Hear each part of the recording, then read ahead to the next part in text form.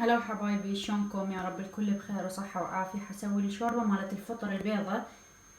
عندي هنا نوعين من الفطر، عندي هذا الفريش وعندي هذا المجمد. هذا المجمد اختاريته لانه هذا يصير طعمه اقوى بهواية من هذا الفريش.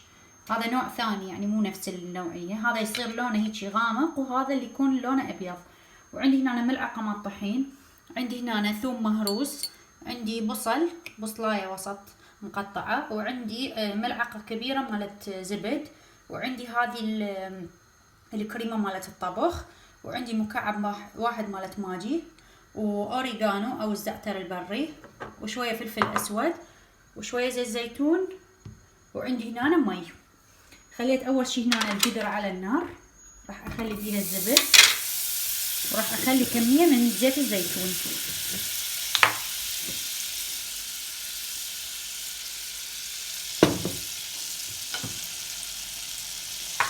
وراح أخلي البصل، راح أخلي ملعقة الثوم، وراح أقلبها. ما أخلي ياخذ لون، مجرد بس يطلع ريحة البصل والثوم. راح أضيف الفطر،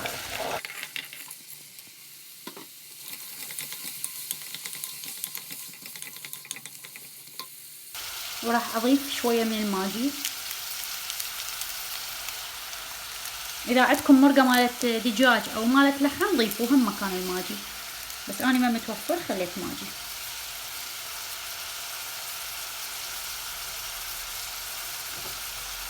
راح أضيف شوية زعتر،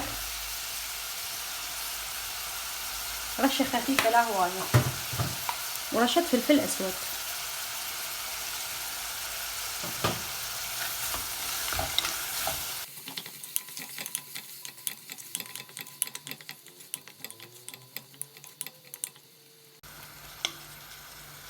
بس حمس عندي بهالطريقة، راح أطلع كم وحدة من الفطر هذا اللي حمسته، راح أخليه على صفحة حتى أزين بيه.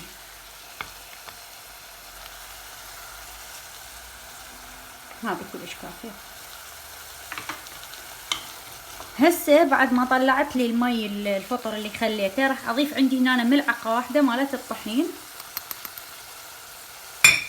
حتى تعطيني هذا القوام الكريمي.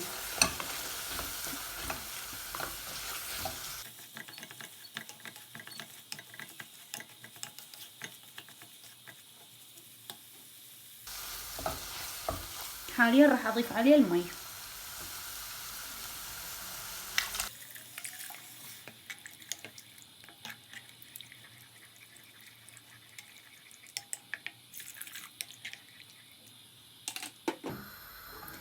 راح أغطي عليها وأتركها لحد ما تغلي ويستوي عند الفطر تقريبا 10 دقائق، وأرجع أهرسها وياكم. بنات هاي مرت عليها تقريبا 15 دقيقة، خلص استوى الفطر، وهسه راح أهرسها بهذا.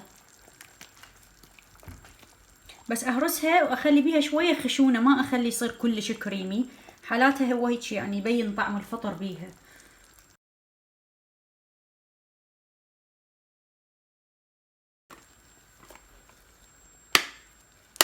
هسه بعد ما خلطتها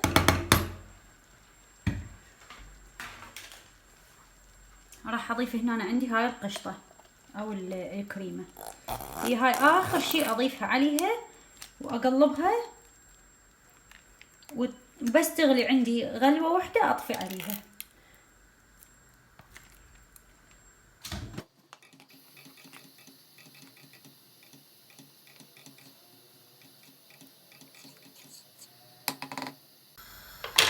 شوفوا بدأت تغلي عندي خلاص، يعني كلش تمام. هسه راح اصبها وياكم.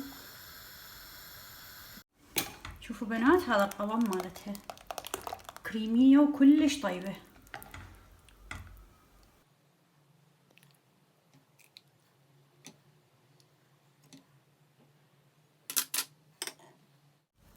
هاي بعد ما صبيتها خليت هذا الفطر اللي طلعته على صفحة زينت بيها.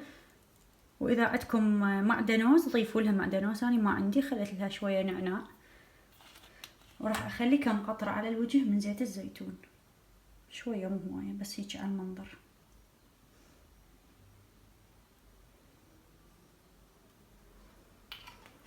بهالشكل هذا صارت عندنا أطيب شوربة.